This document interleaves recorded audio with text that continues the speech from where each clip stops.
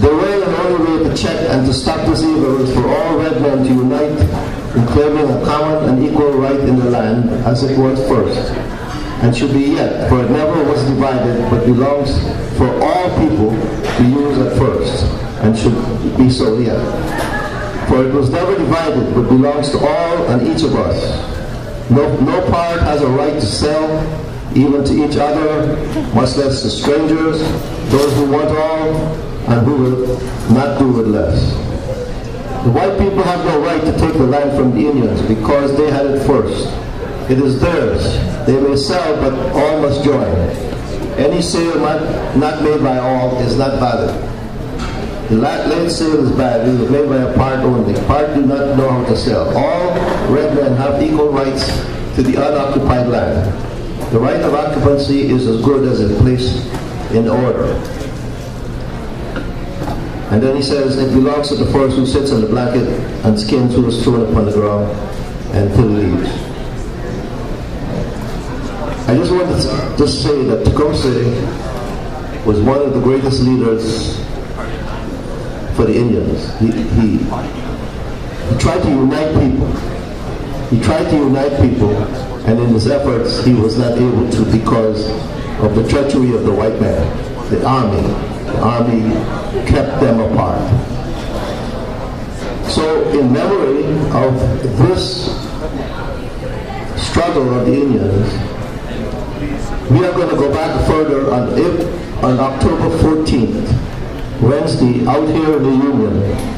We're going to say no to Columbus Day on Wednesday, October 14th at noontime.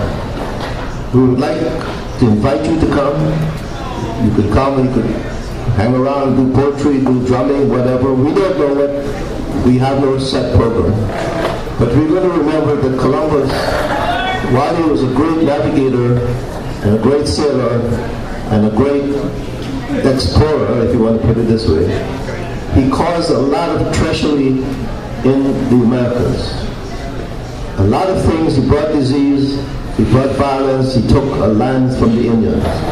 And you know, we suffer the legacy of that thing that Columbus brought us. Columbus is now honored with a birthday in this country. We have the state capital of this state named after Christopher Columbus. Well, some of us are not happy with that. Some of us do not have to honor Columbus Day.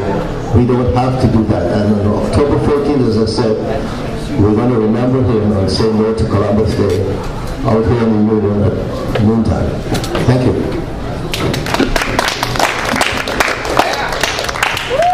White man.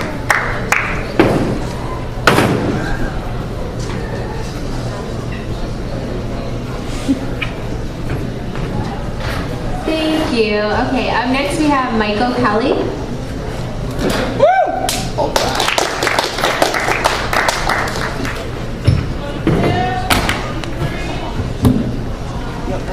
Hi everyone. Originally I had intended to do a Leonard Cohen song called The Tower of Song.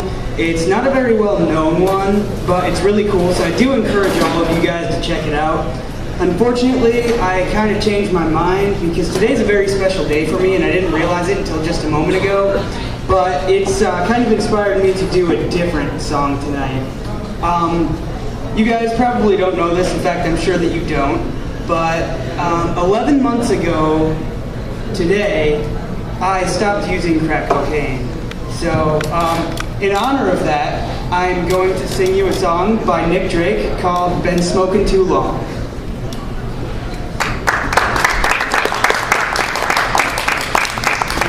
Well, I wake up in the morning, look at my clock. It's way past noontime, now I'm late for work. Tell me, what have I done wrong? Ain't nothing gone right with me, must be I've been smoking too long. Well, I go to find me some breakfast, but I ain't got no food. Take me a shower, but the water don't feel no good. Tell me, what have I done wrong? Ain't nothing gone right with me, must be I've been smoking smoking too long. I got opium in my chimney, no other life to choose. Nightmare made of hash dreams, got the devil in my shoes. Tell me, what have I done wrong? Ain't nothing gone right with me, must be I've been smoking too long. Well, when I'm smoking, put my worries on a shelf. Don't think about nothing, try not to see myself. Tell me, what have I done wrong? Ain't nothing gone right with me, must be I've been smoking too long. Well, in this blues I'm singing, there's a lesson to be learned.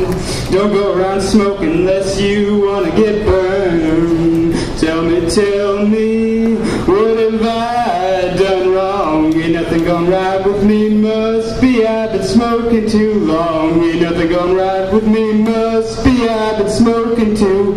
Ain't nothing gone right with me, must be I've been smoking too long.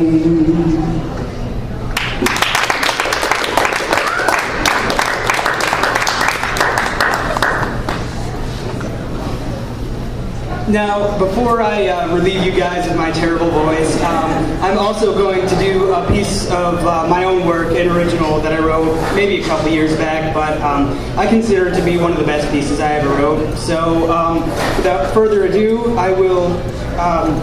actually, there is a little explanation behind this. There is two parts within this.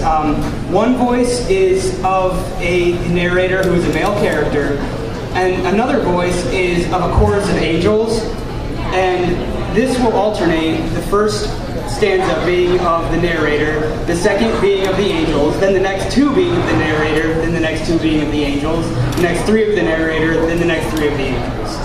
So here is what I call spying on angels. Though angels claim they are exempt, I saw it in their eyes, contempt. And dancing in that summer rain, they bled their song, a sweet refrain. As fires of hell rise to consume, and earthly realms drip red with doom, still fate weaves joy on heaven's loom, to form the new Elysium.